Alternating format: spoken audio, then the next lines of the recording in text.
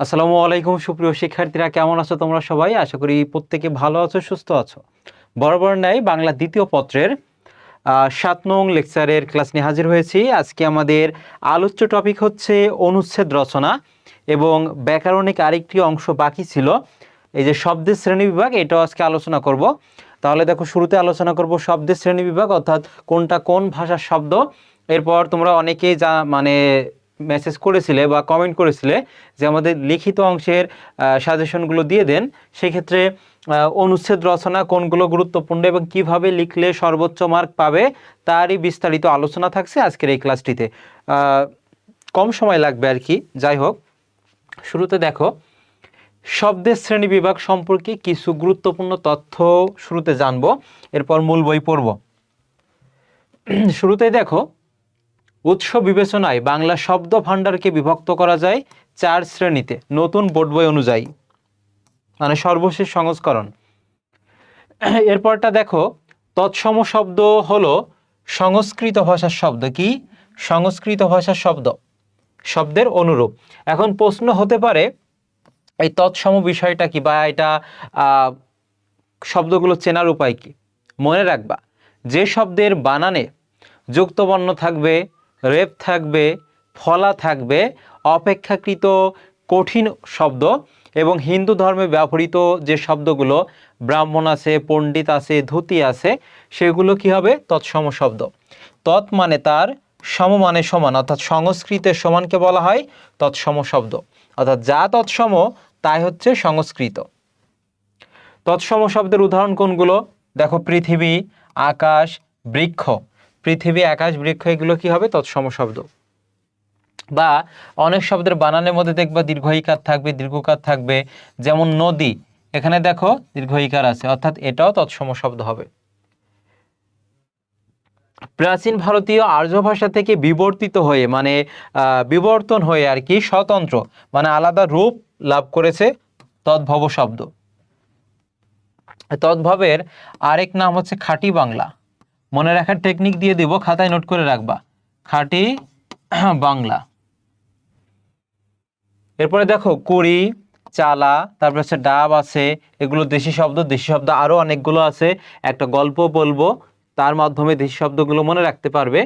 আর গঠন বিবেচনায় শব্দ 2 প্রকার। একটা হচ্ছে দেখো মৌলিক সাধিত শব্দ আছে, বিস্তারিত আলোচনা তো থাকছেই। তাহলে দেখো, মূল বইটা আমরা পড়বো, কোনগুলো গুরুত্বপূর্ণ অংশ খেয়াল করো। বাংলা শব্দ ভাণ্ডারে বিভিন্ন বিবেচনায় ভাগ করা যায়। একটা হচ্ছে উৎস বিবেচনায়, তারপর দেখো গঠন বিবেচনায় এবং পদ বিবেচনায়। উৎস বিবেচনায় কয় প্রকার, এইগুলো এমসিকিউ কিন্তু আসবে, খুবই গুরুত্বপূর্ণ।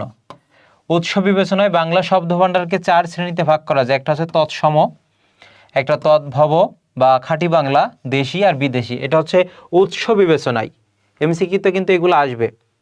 এবার প্রশ্ন কেমন আসতে পারে যে নিচের কোনটি তৎসম শব্দ? তোমাকে আগে জানতে হবে তৎসম শব্দ চেনার উপায় কি। আবার বলছি, কোনো শব্দের বানান যদি একটু কঠিন টাইপের হয়, যদি যুক্তবর্ণ থাকে, যদি রেপ থাকে, যদি র ফলা থাকে, হিন্দু ধর্মে ব্যবহৃত শব্দগুলো, তবে চন্দ্র, সূর্য, গ্রহ, নক্ষত্র এইগুলো হচ্ছে তৎসম শব্দ। তৎ মানে তার, সম মানে সমান, অর্থাৎ সংস্কৃতের সমানকে সেটা কি হবে? তৎসম শব্দ হবে। এখানে দেখো আছে প্রাচীন ভারতীয় আর্য ভাষা থেকে বিবর্তিত যেসব বাংলা শব্দের লিখিত চেহারা সংস্কৃত ভাষার শব্দের অনুরূপ, সেগুলোকে তৎসম শব্দ বলে। এখন লিখিত তো সাধারণত আসে না, সংজ্ঞা থেকে আসে না, বলবে নিচের কোনটি তৎসম শব্দ। যেমন পৃথিবী, তারপরে আকাশ, গ্রহ, বৃক্ষ, এরপর হতে পারে নক্ষত্র হতে পারে, তারপরে দেখো ধর্ম হতে পারে, ধর্ম, তারপর হতে পারে পাত্র, এইগুলো কি হবে? তৎসম শব্দ। তারপরে দেখো, সংস্কৃত ব্যাকরণ অনুসরণ করে গঠিত পারিভাষিক শব্দকে তৎসম শব্দ বলা হয়। এখন তোমাদের প্রশ্ন হতে পারে, পারিভাষিক শব্দ সেটা আবার কি জিনিস? বিদেশি শব্দের ভাবানুবাদমূলক প্রতিশব্দকে বলা হয় পরিভাষা। বিদেশি শব্দের ভাবানুবাদমূলক প্রতিশব্দকে বলা হয় পরিভাষা। যেমন অধ্যাদেশ, জফলা আছে গণপ্রজাতন্ত্রী বাংলাদেশ সরকার বলা হয়। এই যে দেখো যে গণপ্রজাতন্ত্রী, এখানে দেখো যুক্তবর্ণ আছে, মহাপরিচালক এটাও পরিভাষা, সচিবালয় এগুলো পারিভাষিক শব্দ। প্রশ্ন আসতে পারে সচিবালয় এটা কোন ধরনের শব্দ, কি হবে পরিভাষা। এই পারিভাষিক শব্দকে কি বলা হয়, তৎসম শব্দ বলা হয়। তাহলে যদি তৎসম শব্দ থেকে প্রশ্ন আসে তাহলে এইগুলোর মধ্য থেকে আসবে, যেমন গ্রহ, নক্ষত্র, ধর্ম, পাত্র, পৃথিবী, আকাশ, বৃক্ষ এগুলো থেকে। এবার 2 নম্বরটা দেখো, তদ্ভব শব্দ এর আরেক নাম হচ্ছে খাঁটি বাংলা। এখানে দেখো প্রাচীন ভারতীয় আর্য ভাষা থেকে বিবর্তিত যেসব শব্দ বাংলা ভাষায় এসেছে এবং একেবারে স্বতন্ত্র। এখানে একটা শব্দ দেখো স্বতন্ত্র বানান, যখন কিন্তু সয় ব ফলা থাকবে তখন তার অর্থ হবে নিজ বা মাইসেলফ, আর যখন শুধু দন্তস্ব থাকবে তখন তার অর্থ হবে সাথে বা সহিত অর্থ বা সঙ্গে অর্থ, উইথ ইংরেজিতে।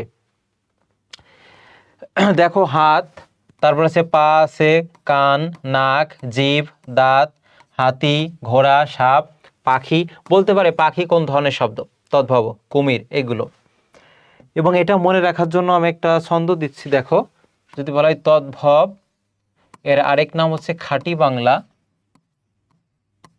প্রশ্ন আসতে পারে তদ্ভব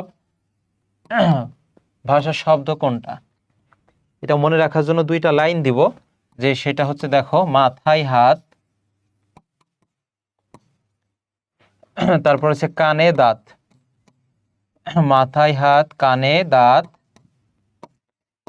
তারপর হচ্ছে আখি চাঁদ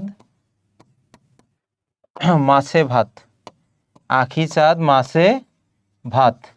দেখো এখানে যে শব্দগুলো লিখেছি, অর্থাৎ কানে তো দাঁত হয় না, আর হচ্ছে মাথায় হাত এটা হয় না, জাস্ট ছন্দ মেলানোর জন্য এটা দেওয়া হয়েছে আর কি। এই যে মাথা, হাত, কান, দাঁত, আখি চাঁদ, মাছ ভাত এগুলো সব কি হবে, তদ্ভব বা খাঁটি বাংলা শব্দ। প্রশ্ন আসতে পারে নিচের কোনটি তদ্ভব ভাষার শব্দ বা তদ্ভব শব্দ নিচের কোনটি। এই যে হাত আছে, তারপরে দেখো চাঁদ আছে, মাছ এগুলো, মাথা।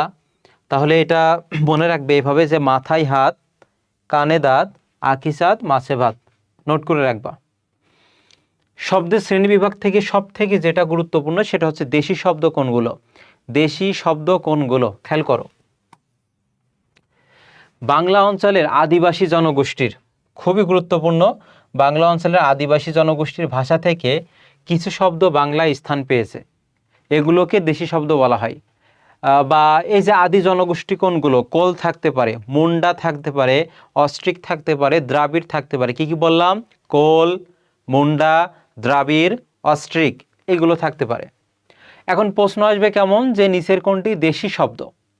এখানে যেগুলো আছে এখান থেকে কমন পেয়ে যাবে, যেমন কুড়ি দেশি শব্দ, পেট, চুলা, কোলা, ডাব, টোপর, ঢেকি এগুলো কি শব্দ, দেশি শব্দ। এবং এটা মনে রাখার জন্য একটা ছন্দ আছে, আমি বলছি এখন থেকে যে শব্দগুলো বলবো সেগুলো দেশি শব্দ, খেয়াল করো। আর্য জাতি রুই কাতলা মলা ঢেলা চিংড়ি ও শিং মাছের ঝোল দিয়ে পেট ভরে 20 টাকার ভাত খেয়ে মাঠে যায়। মাঠ থেকে ট্যাপারি ভরে ঝিঙ্গে, উচ্ছে, থানকুনি, ধুন্দল ইত্যাদি নিয়ে গঞ্জে যায়। গঞ্জের হাট থেকে ডাগর, ডাব, ঢেকি, কোলা, ছাই, চোলা, মুড়ি মুড়কি, বাতাসা ইত্যাদি নিয়ে বাড়িতে যায়। বাড়িতে গিয়ে দেখে কয়লার মতো তার কালো স্ত্রী ঝাঁটা হাতে দাঁড়িয়ে আছে। যে এত সময় যেগুলো বললাম সেগুলো হচ্ছে দেশি শব্দ। প্রশ্ন আসবে কেমন, নিচের কোনটি দেশি শব্দ। এখানে যেগুলো আছে 10 বার পড়বা, যে কুড়ি, পেট, চোলা, কোলা, ডাব, তারপরে দেখো টোপর, ঢেকি, এগুলো হচ্ছে দেশি শব্দ। এরপরে আছে বিদেশি শব্দ। ঐতিহাসিক, এখানে 100% দিয়ে রাখছি দেশি শব্দের। এখানে দেখো ঐতিহাসিক কারণে বাংলাদেশের সঙ্গে বিভিন্ন দেশের আন্তঃসম্পর্ক আছে, এবং এই আন্তঃসম্পর্ক তৈরি হয় যেসব দেশের বহু শব্দ বাংলায় স্থান পেয়েছে এগুলোকে বিদেশি শব্দ বলে। এর মধ্যে আছে দেখো আরবি, ফার্সি, ইংরেজি, পর্তুগিজ। প্রশ্ন আসতে পারে আরবি ভাষার শব্দ নিচের কোনটি, আল্লাহ, তারপরে দেখো হারাম, হালাল, হজ, জাকাত, তারপর আছে ঈদ, উকিল, কলম অনেক গুরুত্বপূর্ণ, নগদ, তারপর আছে বাকি, আদালত, এখান থেকে কমন পাবা, তারিখ, হালুয়া, যে সবে বরাত আসছে কিছুদিন পরেই আর কি, দেখো যে হালুয়া এটা কি হবে, আরবি শব্দ। ফার্সি শব্দের মধ্যে রয়েছে খোদা, কোন ধরনের শব্দ ফার্সি? দোজক, তারপরে দেখো নামাজ, রোজা, চশমা অনেকবার এসেছে পরীক্ষায়, চশমা এটা কি হবে, ফার্সি ভাষার শব্দ। তোষক, দোকান, তারপরে দেখো আছে কারখানা, আমদানি, এগুলো মনে রাখার ছন্দ আছে, ওই ছন্দ পড়ার থেকে তোমরা এগুলোই পড়বা, এখান থেকে হুবহু কমন পেয়ে যাবা, বেশি প্যারা লাগবে না। ইংরেজি ভাষার শব্দ কোনগুলো? যেমন chair, table, college, school, pencil, bag, football, cricket, হাসপাতাল, বাক্স, বোতল, এগুলো হচ্ছে ইংরেজি ভাষার শব্দ। এরপরে দেখা হচ্ছে পর্তুগিজ, গুরুত্বপূর্ণ এটা। পর্তুগিজ ভাষার শব্দ হচ্ছে আনারস, আলপিন, আলমারিটা, এরপর হচ্ছে গোদাম, চাবি, পাউরুটি, বালতি, এগুলো হচ্ছে পর্তুগিজ। প্রশ্ন আসবে নিচের কোনটি পর্তুগিজ ভাষার শব্দ? এরপরে ফরাসি, ফার্সি আর ফরাসি কিন্তু এক না, এই যে ফার্সি আর ফরাসি কিন্তু এক না। তাহলে প্রশ্ন আসবে দেখো যে রেস্তোরাঁ এটা কোন ধরনের শব্দ? এটা হবে ফরাসি। তারপর হচ্ছে কুপন, কুপন, ডিপো, রেস্তোরাঁ, আতেল, কার্তুজ, এগুলো হচ্ছে ফরাসি শব্দ। তোমাদের একটু তোমরা কনফিউজড হয়ে যেতে পারো যে কার্তুজ হয়তো বা পর্তুগিজ হবে, না, কার্তুজ হচ্ছে ফরাসি ভাষার শব্দ। ওলন্দাজ কোনগুলো? অনেকে যে তাস খেলো, তাসের যে কার্ডগুলো আছে, টেক্কা, হরতন, রুইতন, এসকাপন, তুরুপ, এগুলো হচ্ছে ওলন্দাজ। তুর্কি কোনগুলো? চাকর, চাকু, তোপ, দারোগা বা বাবুর্চি থাকতে পারে, বাবা থাকতে পারে, এগুলো সব কি হবে? তুর্কি। হিন্দি পানি, ধোলাই, লাগাতার, লাগাতার কাজ করতেই আছে, তাদের সাথে আমাদের সমঝোতা করা দরকার, এই যে সমঝোতা, এগুলো সব কি হবে? হিন্দি, কি হবে? হিন্দি ভাষার শব্দ। অর্থাৎ এগুলো কয়েকবার তোমরা পড়বে।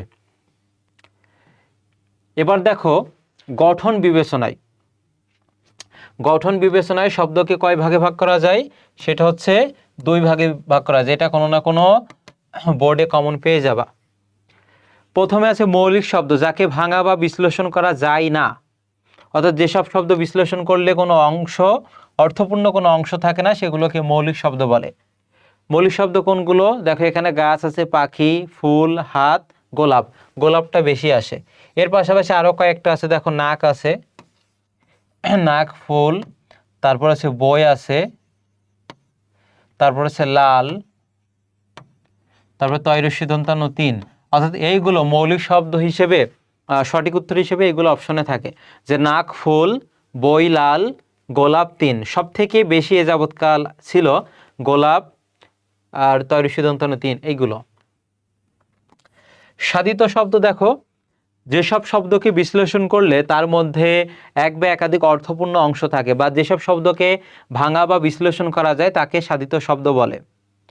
এখন এই যে ভাঙছি, ভাঙা বা বিশ্লেষণ কিভাবে করব? দেখো এখানে আছে উপসর্গ, যেটা শব্দের পূর্বে বসে, প্রত্যয় হচ্ছে পরে বসে, যোগরে বা সমাস প্রক্রিয়ায় সাধিত শব্দ তৈরি হয়। তাহলে কয় প্রক্রিয়ায় দেখো সাধিত শব্দ তৈরি হয়? সেটা উপসর্গ যোগে হতে পারে, প্রত্যয় যোগে হতে পারে, সমাস যোগে হতে পারে, বা সন্ধি যোগে হতে পারে। আমি একটু পরে উদাহরণ দিব। যেমন এখানে আছে পরিচালক, সাধিত শব্দ, গড়মিল, সম্পাদকীয়, সংসদ সদস্য, এই বছরের জন্য গুরুত্বপূর্ণ, নীল আকাশ, নীল যে আকাশ। শব্দের দ্বিত্ব করে, দ্বিত্ব মানে হচ্ছে 2, শব্দের দ্বিত্ব করে সাধিত শব্দ হয়ে থাকে, যেমন ফিস ফিস, ধুমাধুম। একই শব্দ দেখো 2 বার, মানে 2 বার উচ্চারণ করছো বা 2 বার ব্যবহার করছো, এই দ্বিত্ব করেও কিন্তু সাধিত শব্দ করা যায়। তাহলে সাধিত শব্দ কি বললাম? যাকে ভাঙা বা বিশ্লেষণ করা যায়, যাকে ভাঙা বা বিশ্লেষণ করা যায় তাকে বলা হয় সাধিত শব্দ। যদি এখানে কয়েকটা উদাহরণ লিখি, যে বিদ্যালয়, বিদ্যালয়, তাহলে এটাকে যদি আমরা ভাঙি তাহলে কি হবে? দেখো তো, বিদ্যা যোগ আলয়, এটা হচ্ছে সন্ধি যোগে ভাঙছি, কি যোগে? সন্ধি যোগে। তাহলে সন্ধি যোগে শব্দকে ভাঙা যায়। এরপরে যদি বলি যে প্রশাসন, প্রশাসন, তাহলে দেখো শাসন একটা শব্দ, শাসনের আগে কি বসেছে? প্রো, এই প্রোটা হচ্ছে উপসর্গ, তাহলে আমরা এখানে কি লিখব? প্রযোগ শাসন লিখব। এটি হচ্ছে উপসর্গ যোগে গঠিত শব্দ, কি যোগে? উপসর্গ যোগে শব্দকে আমরা ভাঙতে পারি। এরপর যদি বলি যে চলন্ত, চলন্ত একটা শব্দ, এটাকে আমরা কিভাবে ভাঙবো দেখো, এর মূল শব্দ হচ্ছে চল, যেটা দ্বারা কাজ করা বোঝায়, তার আগে ধাতু চিহ্ন দিব, এখানে হস চিহ্ন বসবে, যেখানে থামে এবং কোনো কার থাকে না। চল এখানে থেমেছে, লয়ের সাথে কোনো কার নাই, অর্থাৎ এখানে হস চিহ্ন বসবে। চল যোগ এখানে কি হবে, অন্ত হবে। শুরুতে যেটা থাকে এটাকে বলা হয় প্রকৃতি, মানে মূল অংশ, আর প্রকৃতি পরে যে বর্ণ বা বর্ণ সমষ্টি থাকে একে বলা হয় প্রত্যয়। তাহলে চলন্ত এটা আমরা প্রত্যয় যোগে ভাঙছি, কি যোগে, প্রত্যয় যোগে ভাঙছি।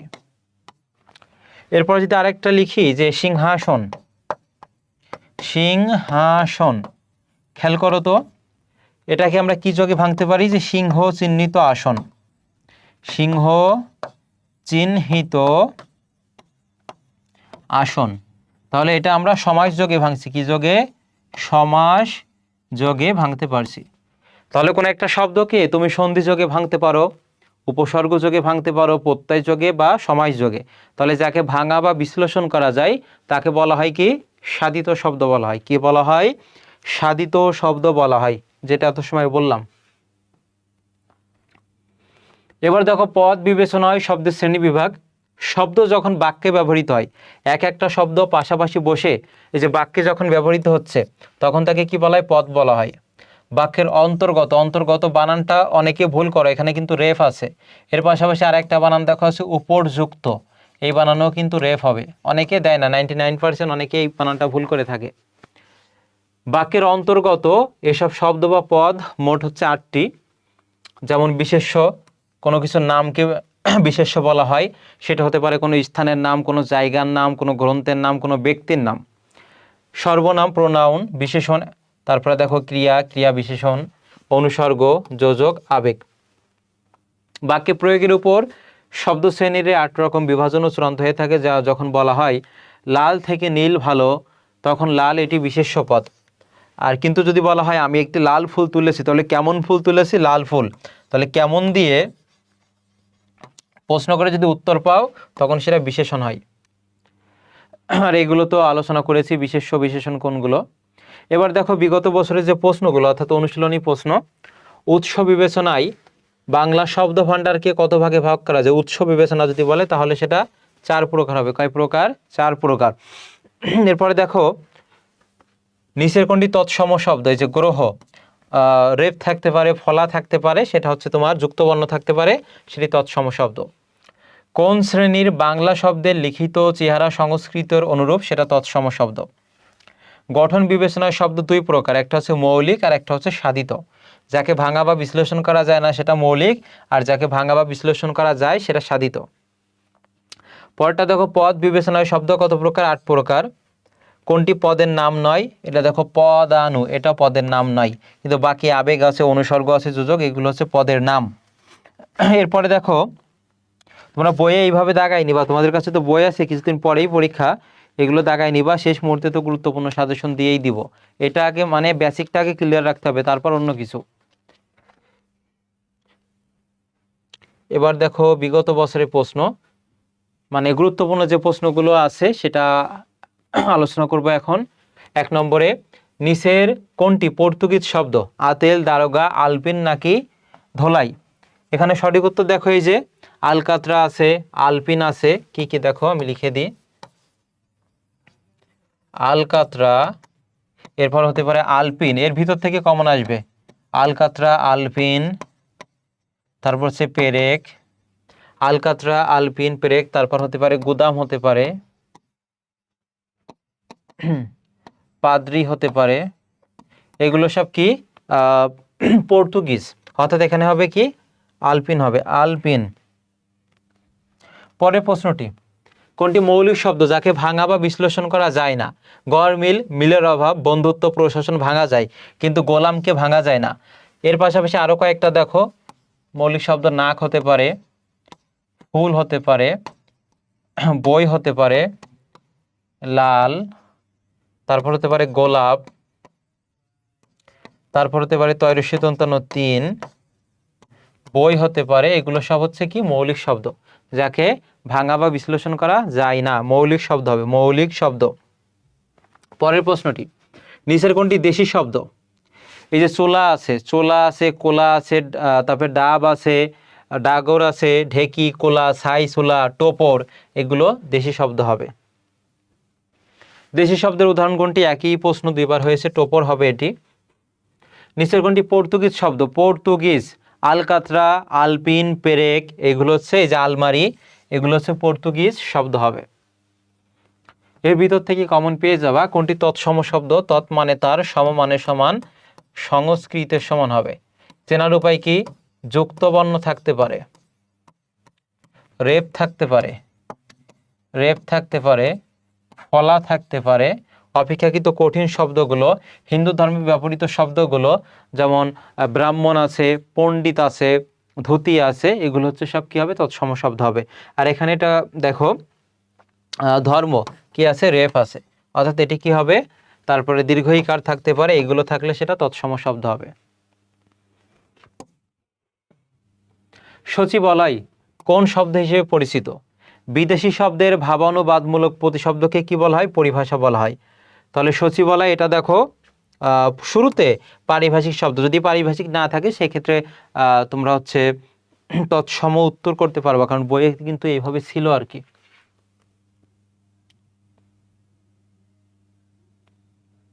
না, এটা কোথায় ছিল হচ্ছে সেটা কই? তৎসমের মধ্যে এই যে দেখো পারিভাষিক শব্দ প্রথমে, যেমন সচিবালয়, এটা হচ্ছে পারিভাষিক শব্দ, যদি পরিভাষা না থাকে সেক্ষেত্রে তৎসম উত্তর করতে পারবে আর কি। ফার্সি শব্দের উদাহরণ নিচের কোনটি? ফার্সি শব্দের উদাহরণ নিচের কোনটি? ফার্সি শব্দের মধ্যে দেখো কি কি ছিল।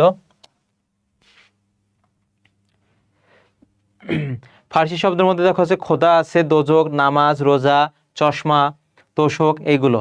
তাহলে ফার্সি শব্দ এটা কি হবে? এই যে নামাজ, রোজা, এটি হচ্ছে ফার্সি শব্দ। কুপন, কুপন ডিপো রেস্তোরাঁ, কুপন ডিপো রেস্তোরাঁ, এটা কোন শব্দ? এই যে দেখো কুপন ডিপো রেস্তোরাঁ, আর্তেল, কার্তুজ, এগুলো হচ্ছে ফরাসি, কি হবে? ফরাসি হবে। কলম, কলম আছে, বাকি আছে, আদালত কোন শ্রেণীর শব্দ? খেয়াল করো, কলম, বাকি, আদালত, কই সেটা? এই যে আরবি। কলম আছে, বাকি আছে, আদালত আছে, এটা কি হবে? আরবি ভাষার শব্দ, আরবি। দারোগা কোন ভাষার শব্দ? দারোগা কোন ভাষার শব্দ? দেখো এটা আছে তুর্কি, তুর্কি আরো কতগুলো আছে, অর্থাৎ মূল বই থেকে কিন্তু সব দিবে। চাকর, চাকু, তোপ, দারোগা, এগুলো সব কি হবে? তুর্কি হবে। গোদাম, গোদাম এটা কোন ভাষার শব্দ? এটা পর্তুগিজ হবে, কি হবে? পর্তুগিজ হবে। তারিখ কোন ভাষার শব্দ? তারিখ হচ্ছে আরবি হবে, আরবি।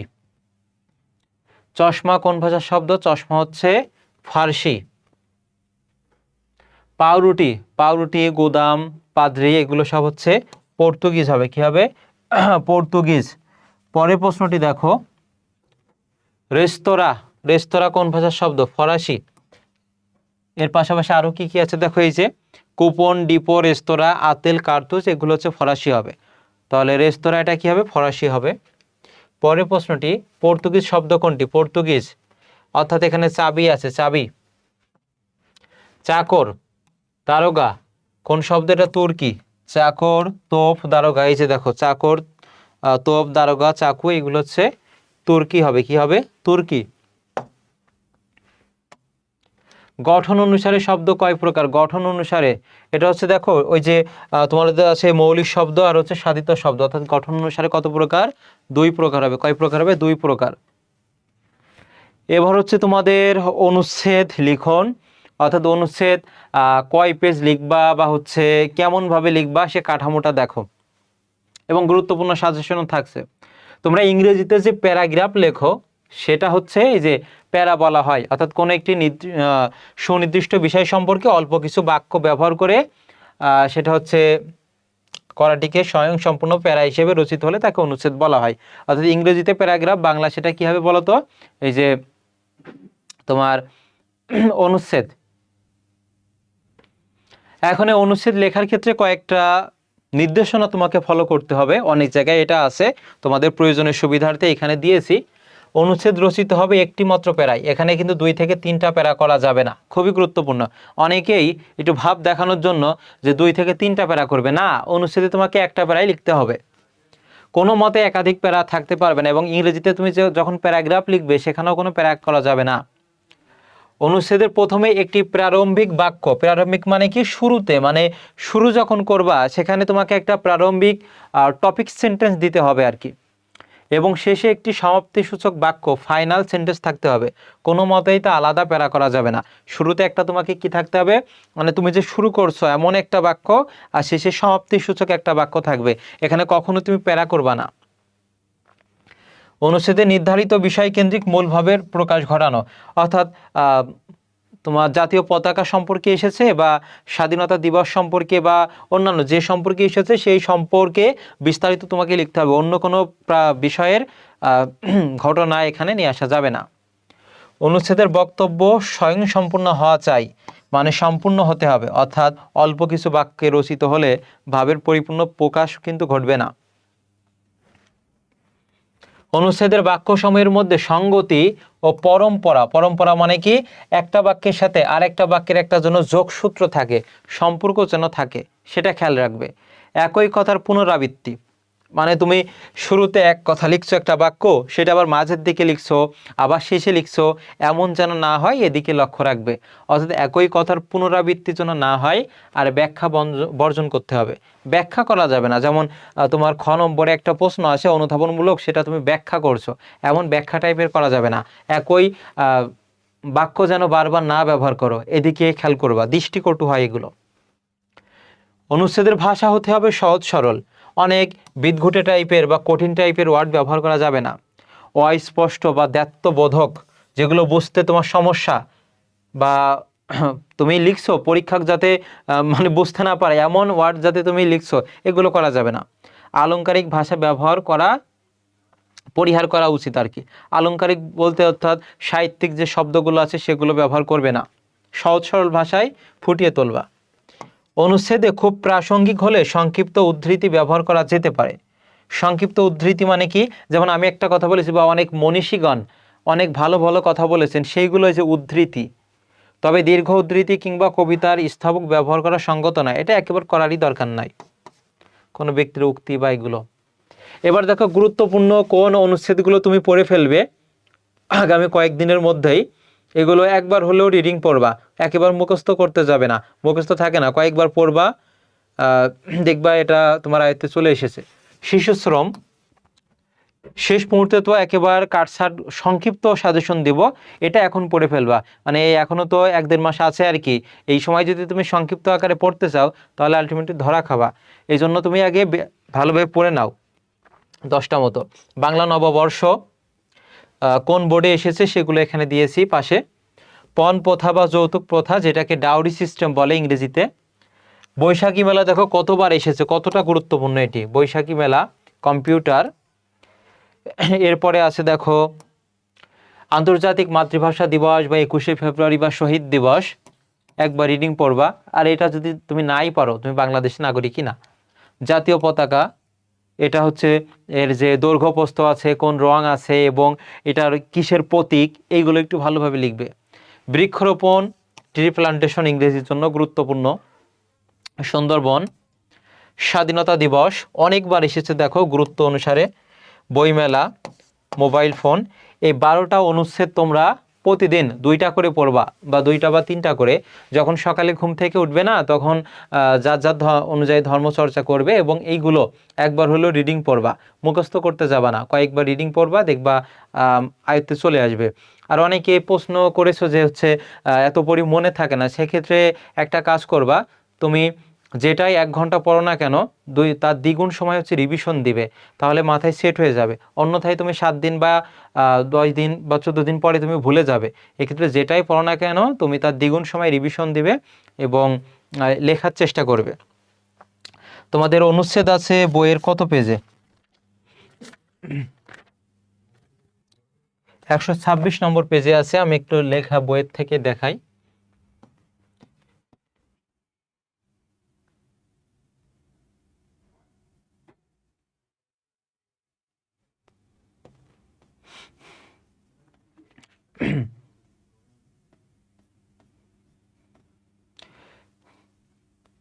এই যে দেখো এখানে অনুচ্ছেদ লেখার যেই নির্দেশনাগুলো এখানে সবগুলো আছে, এটা তো দেখে নিতেই পারবা, এখানে আছে সব কিছু।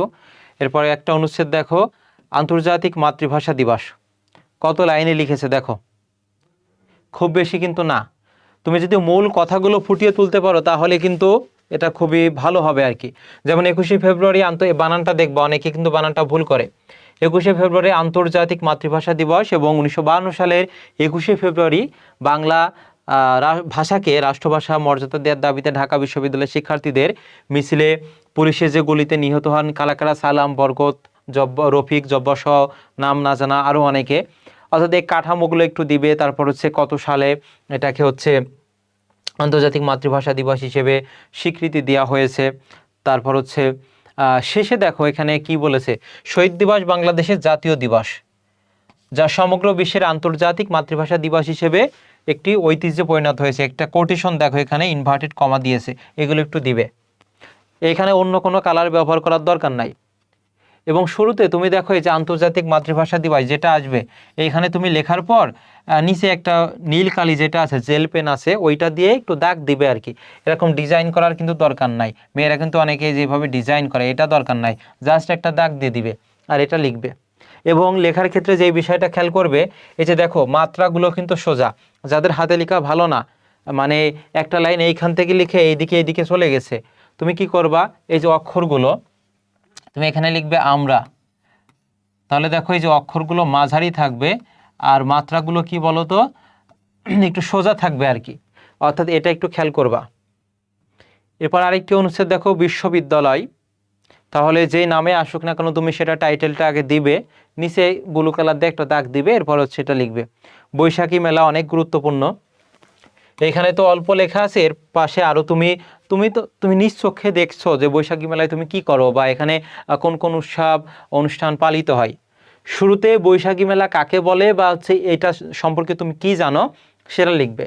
যে বাংলা নববর্ষ উপলক্ষ বানানটা দেখো, উপলক্ষে বৈশাখ মাসের প্রথম দিনে দেশের শহরে ও গ্রামে বিভিন্ন স্থানে বৈশাখী মেলা বসে, এরকম একটা লাইন তুমি দিবে।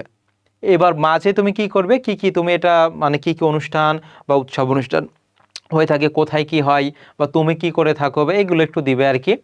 শেষে মেলায় বিভিন্ন ধরনের পণ্য সামগ্রী কেনাবেচা হয় ঠিকই, তবে বিভিন্ন বয়সী নারী পুরুষের সমাবেশে বৈশাখী মেলার সবচেয়ে বড় আকর্ষণ। বড় বানানটা দেখো, এটা কিন্তু আপডেট, বাংলা একাডেমিতে আপডেট হয়েছে, আগে কিন্তু এটা ছিল, এখন কিন্তু বড় বানান, এই যে ডয়বিন্দু রয় ওকার, এটা খেয়াল করবে। এই ছোটোখাটো ভুল যেন তোমাদের না হয়। বইমেলা অনেক গুরুত্বপূর্ণ, বুক ফেয়ার, ইংরেজির জন্য তো বুক ফেয়ার, বাংলা তো বইমেলা। দেখো বইমেলা হলো বইকে উপলক্ষ করে লেখক ও পাঠকের মিলন মেলা। তাহলে বইমেলা কি, এটা সম্পর্কে তুমি একটা তথ্য দিলে। এরপর এখানে আরও কিছু তথ্য লাগবে। এই যে দেখো ঐতিহাসিক যে পিছনে যে পটভূমিটা আছে, বাংলাদেশে বইমেলার সূচনা হয় 1972 সালে মুক্তধারার প্রকাশক চিত্তরঞ্জন সাহার উদ্যোগে। এই তথ্যগুলো তোমাকে অবশ্যই দিতে হবে। এবং আরেকটা দেখো যে জার্মানির ফ্রাঙ্কফুর্ট শহরে বিশ্বের বৃহত্তম বইমেলার আয়োজন করা হয়। তুমি বইমেলায় গিয়েছো কিনা বা হচ্ছে বইমেলা থেকে কোন কোন বইগুলো তুমি সংগ্রহ করেছো, এগুলো দিতে পারো তুমি। 1978 সাল থেকে শুরু হয় বাংলা একাডেমি অমর একুশে গ্রন্থমালা। এই যে অমর একুশে গ্রন্থমালা লিখেছে, তারপরে দেখে যে কোটেশন মার্ক দিয়েছে, এগুলো কিন্তু এই যে ছোটোখাটো ভুল যেন না হয়, একটা দিবে এটা। 2014 সাল থেকে বইমেলা বাংলা একাডেমি প্রাঙ্গণ ছাড়িয়ে পার্শ্ববর্তী, বানানটা খেয়াল করো, পার্শ্ববর্তী সৌরাদি উদ্যান পর্যন্ত বিস্তৃত হয়েছে। এবং শেষে একটা সমাপ্তি সূচক দিবে, যে বইমেলাকে কেন্দ্র করে অনেক লেখক তাদের নতুন বই প্রকাশ করেন, পাঠকও নতুন নতুন ধারণার সঙ্গে পরিচিত হতে পারেন। জাদুঘর আছে, অর্থাৎ মূল বইয়ে যেগুলো আছে সেগুলো আগে পড়বে, তারপর হচ্ছে বাকি অংশ। সুন্দরবন, তাহলে বাংলাদেশের দক্ষিণ পশ্চিমাংশে দেখো মাঝে একটা হাইফেন আছে, অবস্থিত বিস্তৃত একটি ম্যানগ্রোভ বনাঞ্চল সুন্দরবন নামে পরিচিত। এটা কয়েকবার পড়বে আর কি। রেল স্বাধীনতা দিবস অনেক গুরুত্বপূর্ণ, শুরুতে যেগুলো দিয়েছি, জাতীয় পতাকা, ন্যাশনাল ফ্ল্যাগ, এটা ইংরেজির জন্য গুরুত্বপূর্ণ।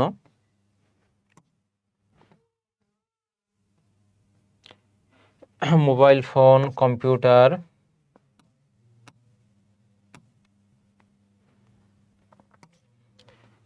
আচ্ছা, যেগুলো সাজেশন দিয়েছে ওইভাবে শেষ করবে।